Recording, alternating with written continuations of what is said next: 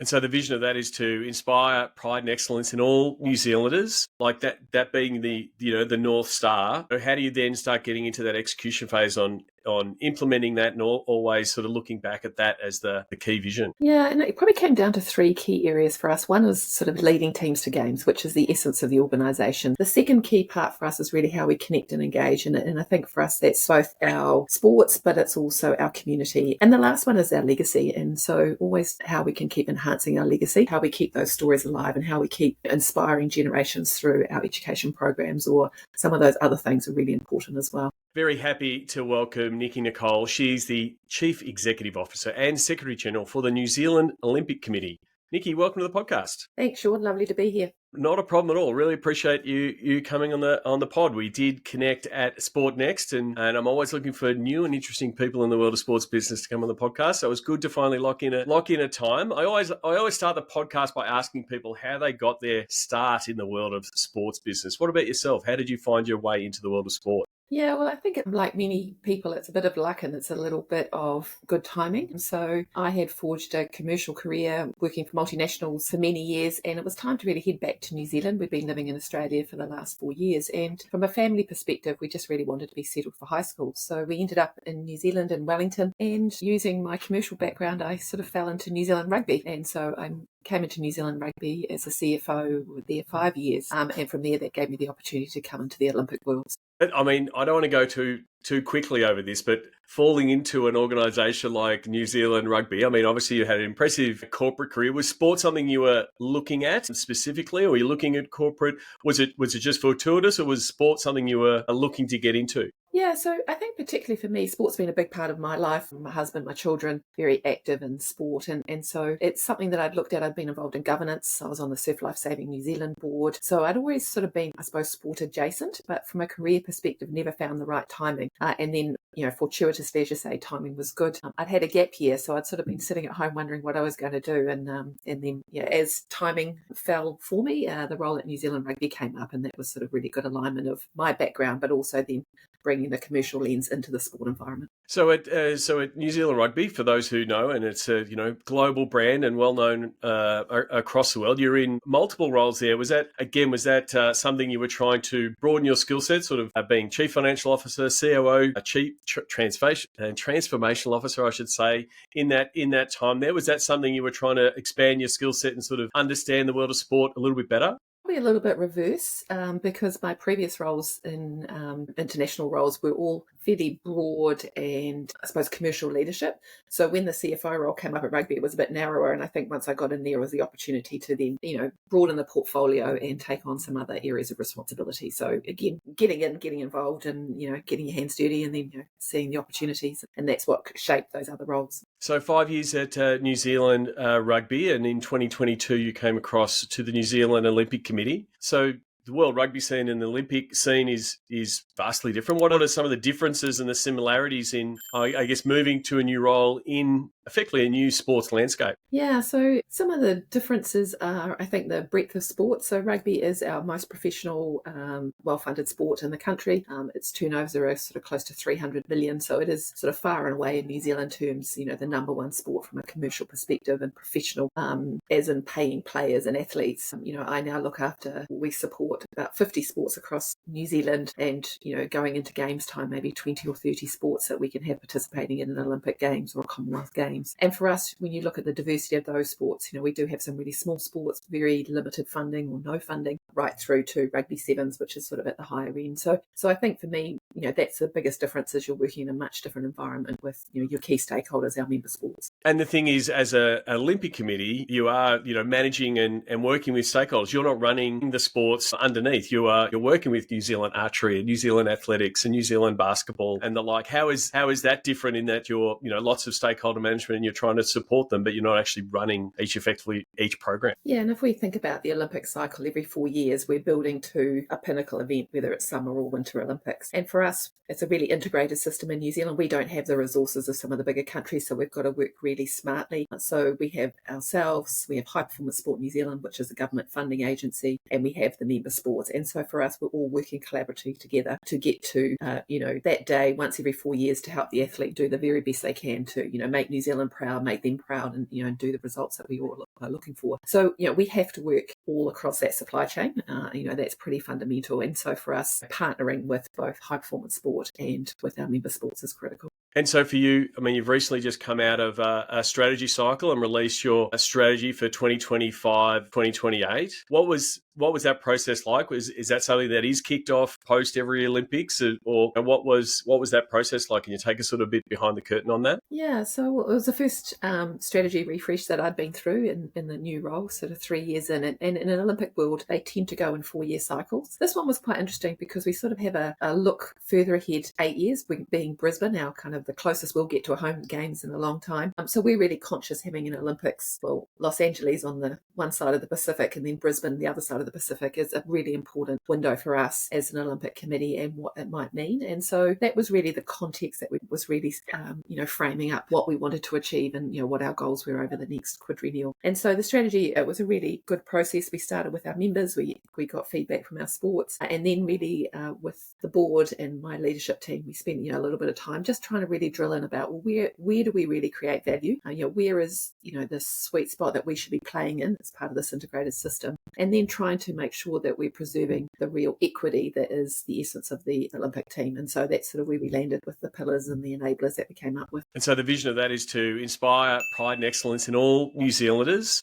like that being the North Star. How do you then start getting into that execution phase on implementing that and always sort of looking back at that as the key vision? Yeah, and it probably came down to 3 key areas for us. One was sort of leading teams to games, which is the essence of the organisation. So we have Olympic and Commonwealth Games, so slightly different. Not all countries have both in the same jurisdiction, but we do, and I think that's a function of our size and scale. So that's really first and foremost. And for us, that's supporting the athletes, that's telling the athletes' stories. It's all about the planning and logistics and preparation. The second key part for us is really how we connect and engage. And I think for us, that's both our sports, but it's also our community. And if we want to inspire pride and excellence in all New Zealanders, it's how we connect with our community across New Zealand. And of course, social media and our digital content is a big important part of that plan. And the last one is our legacy. And so always how we can keep enhancing our legacy. And this was also quite a rich sort of theme at rugby as well, as you can imagine. But if you think of sort of in New Zealand, the most iconic sporting moments over the last,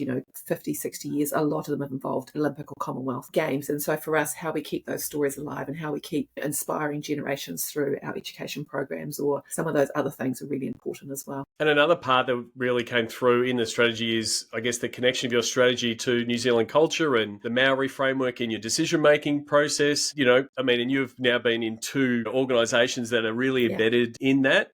Was that something that you've, I guess, further embraced and learnt more since you've returned back to New Zealand to work with 2 orgs that have that as a real key pillar? Yeah, and I think for Kiwis, when you go away, it's something that you really hold. You probably value more when you're away, when you can look back and just be really proud of our bicultural status that we have and the Indigenous culture that sort of permeates through particularly a lot of our sporting teams. And so for us, for the Olympic world, it's been about a 20-year journey, but probably in the last sort of 2 to 3 games, we've really invested in what we call a culture of manaaki. And manaaki is a word that talks about respecting the opposition, respecting the competitions we're at, respecting each other. And so how we try and bring this culture of manaaki together is, particularly at games time, there's probably a few rituals that we have. So the beautiful korowai, the cloaks that our flag bearers wear, there's a very, very formal process of handing over the the cloaks to the flag bearers. Every athlete in the Olympics gets a Māori stone, the green stone, pounamu,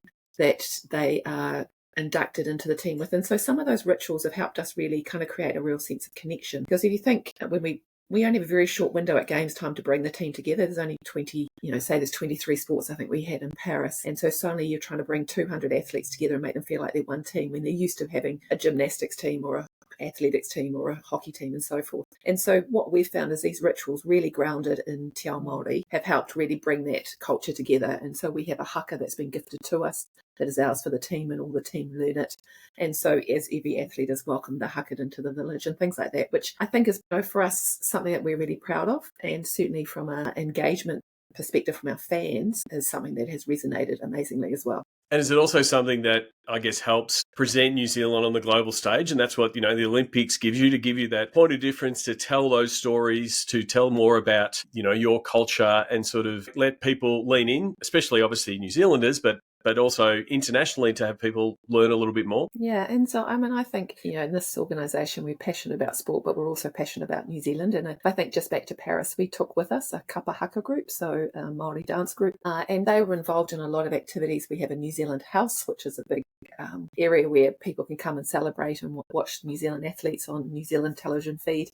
And as part of that, there were lots of events, and having this kapa haka group there to support us was fantastic. But what we also did, in partnership with our Ministry of Foreign Affairs, who supported the funding through their Cultural Diplomacy Fund as well, and Te Matatini, which is a big cultural festival here in New Zealand, we went out and did some cultural displays. And there's just some iconic photos that we have of the team under the Eiffel Tower doing a poi dance, or in the Parc de la Valette, just thousands of people seeing New Zealand culture there. And so for us, if we can amplify, the best of New Zealand as well as the best of our sporting talent, I think that's a real win for all of us. And like you said, you sort of came into the world of sport with that commercial lens and looking at things to do things like expanding, I guess, the universe of sport, not just say, hey, we're talking about sport, or, this is a ball going in a hoop, or an arrow hitting a board, like to be able to have a wider canvas, to be able to talk to your partners to say, this is why you should be, a partner and come along the journey with New Zealand Olympic Committee. Has that made that job easier because you've got a little bit more canvas to work with? Definitely. And I think, as you say, we're filling in that canvas and the richness of the stories that we're telling. If I think back to just our social media, the engagement scores that we got were phenomenal. If you look at, let alone New Zealand, we were fourth in the total engagement across Meta and TikTok. And that's because we're telling these really rich cultural stories. We're telling really authentic stories, and, the team are working sort of behind the scenes to kind of get those moments that are shared back with other people. And so we feel it's really resonating. And for us, it's now how we sort of build on that really authentically to also then help, attract the sponsors and partners that come with us. And, that's a big part of our job as well. No, exactly. I mean, because the thing is, and I think one of the things we were discussing at Sport Next is all of the rules and regulations around the Olympics and sponsorship and all the things you can and can't do. And there's lots of things you can't do. So you do have to get creative on, how you engage your partners both outside the 4 years, and then how they can be a part of the the 2 weeks festivities, the 4 weeks festivities with the Olympics and the Paralympics. Do you think that's sort of, having those cultural moments, but then that longer form storytelling and getting your partners involved has sort of helped you open up and sort of, I guess, get around some of those rules? Yeah, you're right. The rights framework is quite tight, and we appreciate the context that the IOC operate as well. But for us, what we're also trying to do is smooth out the skyscrapers. So it's not we're on every 4 years or every 2 years with Winter and Commonwealth Games. It's how we tell a narrative all the way through. And so again, the relationship with the athletes and the athlete stories, and particularly for a lot of them, as I say, they're sports that aren't particularly well funded. So anything we can do to help raise the profile of the athletes is a bit of a win-win. And so that's been a big focus for us. And then also you have to have the agility also to, with 50 sports under you and then 23 sports representing, you don't know who's going to do a PB or have an inspirational, story, or take the world stage by storm for something they're doing on or off the track. How was that in Paris, in planning those moments and, hey, we're going to do these things, like get a great shot in front of the Eiffel Tower, but then also while that happened, how do we maximize that piece? Yeah, and look, credit to the comms and content team. I mean, firstly, we have a selection criteria. So all the athletes that we are taking, we expect to be performing very competitively. So that's, first and foremost for us. And then what we do is we have a commitment that we tell every athlete's story. So we will make sure that across the team, we've got representation from a content perspective to be able to capture those moments. And there were many. I mean, Paris for us was phenomenal. We finished 11th on the medal table, which 20 medals, 10 of them gold, which is our best ever. I think we had 8 gold medals back in 1984. So it's been a long time since we're past that score. And so for us, there were lots of special moments. But as I say, when we look back and look at the either TikTok or Insta feeds and what really resonated, it wasn't just the medal moment, it was the stories that sort of hung with it. It was Finn Butcher, who won the canoe slalom, putting his gold medal around his father's neck. And just that moment, it was just a beautifully captured, and that got, sporting moment of the year here at our recent Halberg Awards. It's those little things that just really resonated with people. And again, our culture is a big part of those stories as well. So how do you? I mean, when when you're in sport, there is always a scoreboard, there is always a medal tally, and you're always aspiring to trump that and get that higher. But what are some of the other success factors that you are looking at to go? We're inspiring a nation. We're seeing more sign-ups with some of the NSOs because of what happens at Olympics. What are the other keys to success for you? Yeah, one of the first things that we measure is actually how effective were our team. So the delivery of the games, because we are entrusted to create the best high performance environment for those athletes. Once every 4 years, these athletes have been training, 8 years to get to this moment. And so our job is to make sure that we don't stuff it up really. So we've got to make sure that is spot on. So that's the first measure that we really look at. And it's really important from both an athlete and the high performance directors of the different sports, giving us the feedback to make sure that environment, whether it's the best medical support, the best psych support, the best nutrition, uniform,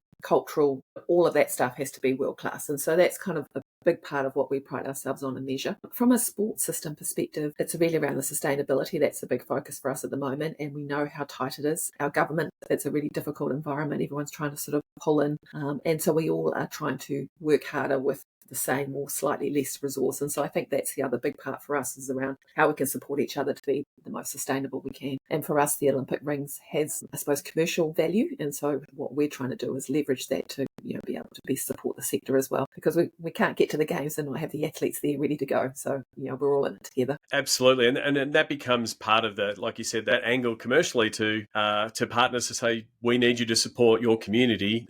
In our world, that means supporting the sports and supporting the athletes, so you can get that win every 4 years, every 2 years, depending on which Olympics you're talking about. Is that sort of that longer term goal that you are pitching to partners to get on why they should be part of the Olympic movement? Yeah, so our two big focus areas are, one, commercially, so just trying to build partnerships. And I think we've got this unique opportunity with Los Angeles and Brisbane to try and really get people involved. So that's kind of one side. And the other side for us is really around philanthropy. And that's quite a big part of our revenue profile. And we want to move from sort of cash coming in, which help invest in getting the team to the games, to actually having an endowment fund that we've always got that sustainability. So again, that's a big focus over this quad and the next, that we sort of get to the end of Brisbane and we've actually got something there for the future generations. I can pass that on to someone else. Exactly. I mean, you are looking at the future in 2028 and Brisbane. I mean, you're right. They're still pretty close. Like LA is just one flight and you're there. Yeah. And when you're in Australia and New Zealand, you just get on that flight and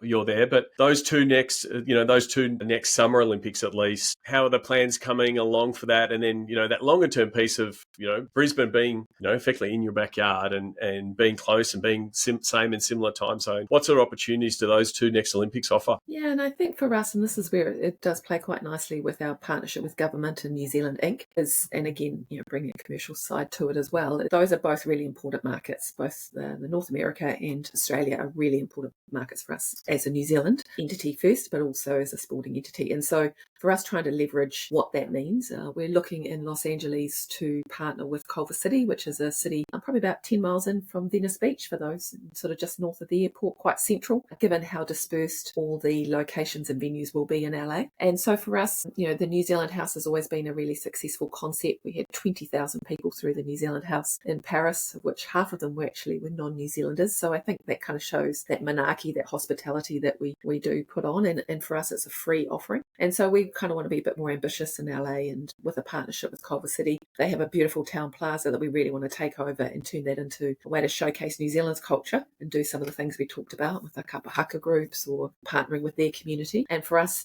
those are some of the kind of legacy stuff that we're really excited about. Brisbane's a little bit further on. We haven't kind of got too far ahead of ourselves there, but we have seen the venues have been announced and some of the planning is getting underway there, but we have got one eye on that. And for us also, what's the opportunity if we were to host the Commonwealth Games, maybe in 34 is probably our aspiration. So, that's a beautiful, package coming together all around the Pacific over the next next decade. Yeah, I mean, I think the dispersed nature of LA will provide lots of opportunities for everyone to sort of claim their little space and sort of because it won't be that that central location that a lot of Olympics are. The fact that there will be a lot of traveling and moving about.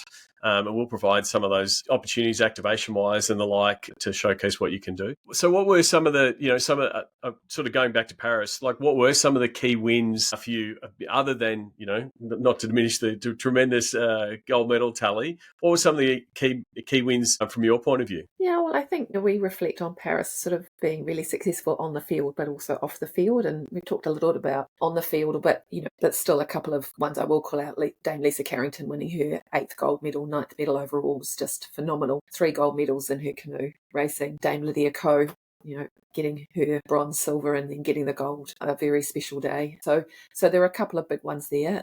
If we look at our medals, 74% of our medals were won by women. So again, I think that shows a huge investment in us and trying to really lift the gender equity gap that we've had, going back, and I think reflects a huge amount of work in the sector. If I think about it from an Olympic perspective, off the field, we were really successful with representation onto the IOC. Sarah Walker became a member in her own right. And again, these are prestigious roles. Sarah's got about 30 plus years now, the right to participate there. So it is a huge honour for Sarah and for us.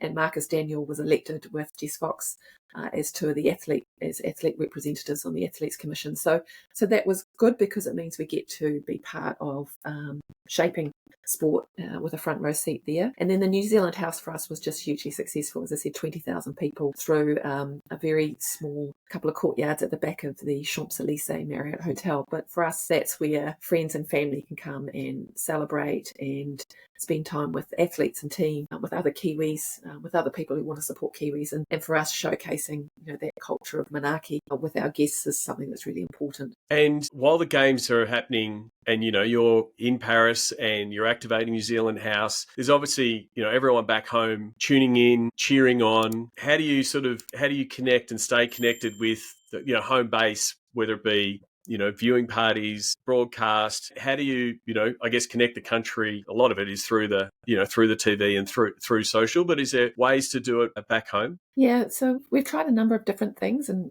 probably COVID was Tokyo, massive takeover and sort of New Zealand House in New Zealand. We did a number of commercial activations and commercial partners hosting breakfast and things like that. The time zone wasn't perfect for us. It was quite early in the morning for some of the finals and things like that, whereas Los Angeles will be quite different. So I think we will do much more in that at that time. We also do, the staff do their own, we can't take the whole team, unfortunately, so staff have their own kind of mini Olympics and events. And then we've got quite a lot of through social, but also kind of newsletters to our engaged fans and things like that, sort of sharing some of the behind the scenes stuff. Huge media representation, so really great support, both mainstream and sort of more niche and social driven groups who were up there also getting content and sharing it back as well. I mean, there is a misconception outside the world of sport that when you're not playing, you've just got your feet up on the desk and there's not much happening. Not an Olympic year right now. What are the key things you try to tackle in a non-Olympic year? Yeah, well, because 2026 is quite a busy one with Winter Olympics in February, Commonwealth Games in July, and then the Youth Olympics in Africa in October. And so the vernacular sort of seems to talk about a non-games year. And I think we've sort of said, actually, that doesn't exist. We're kind of just still running pretty fast. And so for us, it's setting up for the quad. So a lot of planning for those 3 games next year, and we're still obviously planning for Los Angeles. And then the big ones are really around sort of locking in revenue and building kind of the commercial strategies that underpin how we're going to secure that revenue through the quad. And so, yeah, those are kind of the big ones we're working on at the moment. It's also a chance for us to spend a bit of time on our people. So, lots of personal development plans and those sorts of things, which is just good for us to reflect and just see where everyone's at and make sure that we are investing in our people, because we ask a lot of them come games time. Absolutely. You run that marathon that's really a sprint in that time, but then realising that,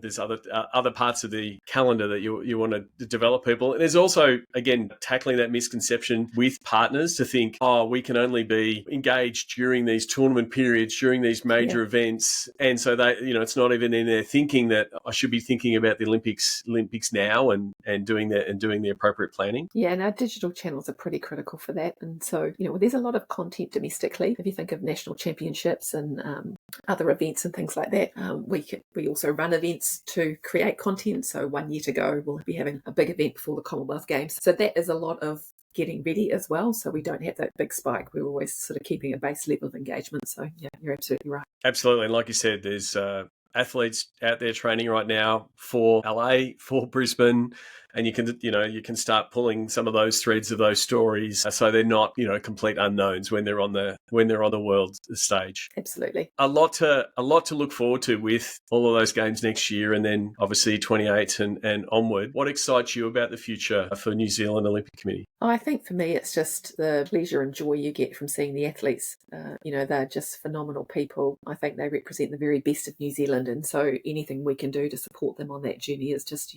a privilege, but also the responsibility comes with that. And so I think that's what motivates all of us. Everyone who works here is they're hugely committed to the kaupapa, the purpose of the organisation. And I think for us, we're really clear about what we need to do day in, day out. And, it's pretty energising to get up and want to be part of it. So that's probably the first thing. And I think for us, making sure that we just don't leave anything, no stone unturned, because as you say, we've got to get everything right behind the scenes so the athletes have the best opportunity to do the best that they can. And so that kind of motivates us as well. Absolutely. I mean, on that, we sort of spoke about, I guess, expanding the canvas before, culturally. A lot of what you do and a lot of what you're doing supporting the athlete on their way up the mountain, on their way to the pinnacle. But then, post their Olympic success or post their Olympic journey, post their, achievement, which it is, you're an Olympian, it's an achievement. How much do you work with, I guess, past Olympians and the alumni to sort of, again, expand that canvas and have them be, guests at New Zealand House, have them be part of the story? How important is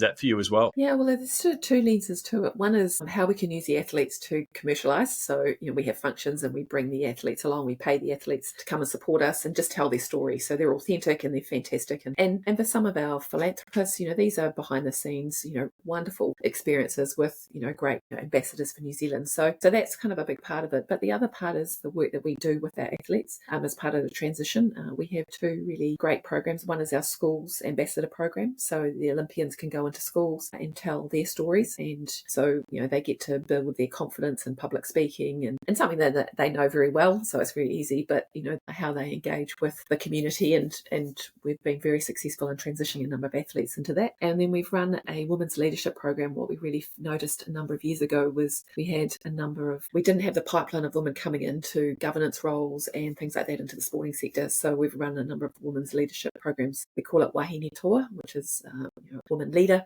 So that program's been developed.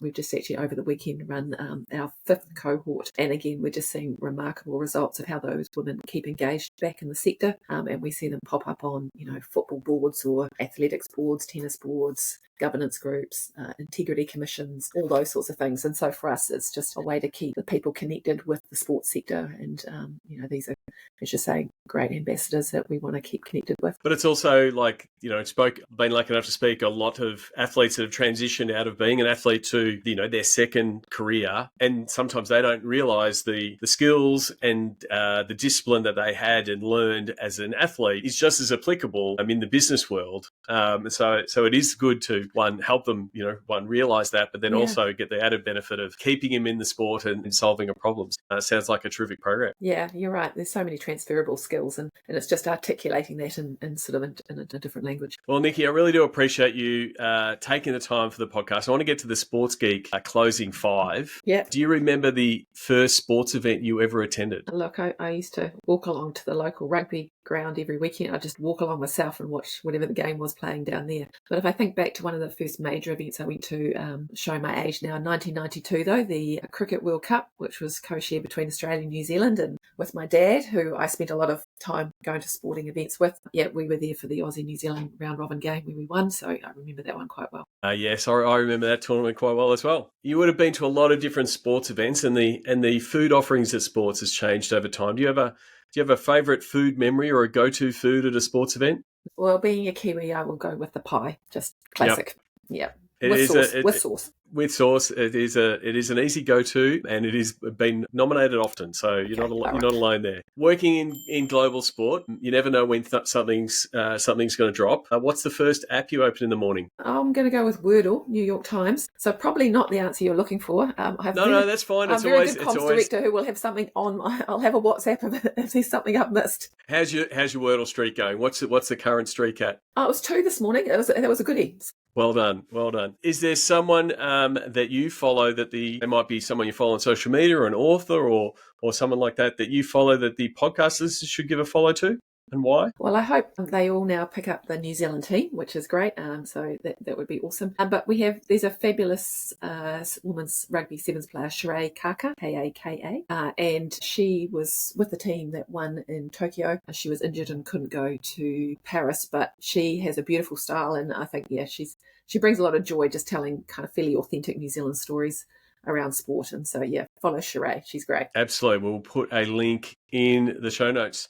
Okay. Lastly, and you can answer this personally, and you can also answer it from a New Zealand Olympic Committee point of view. What social media platform is your MVP? I have to be Insta, given the age of my children. So that's where I end up. So, making sure I don't miss what they've been up to. But also, the New Zealand team on Insta is pretty good too. Absolutely.